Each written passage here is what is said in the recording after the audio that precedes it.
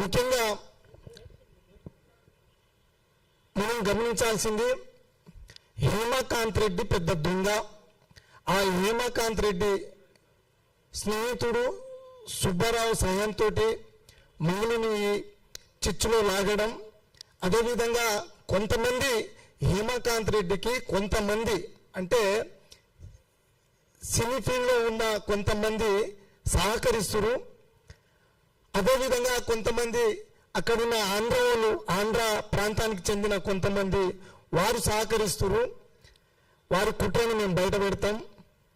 అదేవిధంగా మంగళ ఇదే విధంగా ట్రోల్ చేస్తే మన తొలి వెలుగు ఛానల్ స్టూడియో ముందు, సుమన్ టీవీ ఛానల్ స్టూడియో ముందు యావత్ గిరిజన జాతి వచ్చి టెంట్ వేసుకొని ఎక్కడ కూర్చుంటుంది. మీరు కూడా ఆలోచించాలి. మరొక్కసారి ఎటువంటి ఆధారం లేకుండా మీరు ఆ అమ్మాయిని టార్గెట్ చేస్తే సహించం. చట్టం ఉంది, చట్టం తన పని తను చేసుకొని పోతుంది.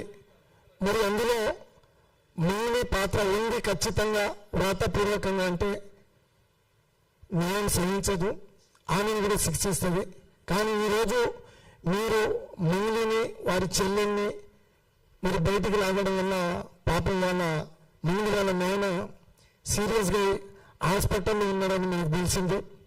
మరి ఎవరికైనా ప్రాణ నష్టం జరిగితే మరి ఎవరి బాధ్యత వహించాలో తర్వాత మీడియా వాళ్ళు చూపించాలి. మిగతా మీడియా వాళ్ళు వాస్తవాలు తెలుసుకొని మాట్లాడుతారు. మరి వారికి కూడా ధన్యవాదాలు.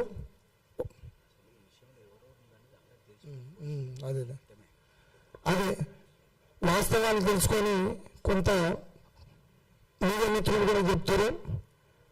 మరి ఈ స్కామ్లో కానీ ఈ జరుగుతున్న ఈ తప్పుడు ప్రచారంలో ఎవరెవరి పాత్ర ఉందనేది పోలీసు వారు కూడా గ్రహించారు, వారు కూడా తెలుసుకున్నారు. కాబట్టి మంగళి కుటుంబానికి గిరిజన జాతి అండగా ఉంటుంది. జై సేవలాల్. మిత్రులారా,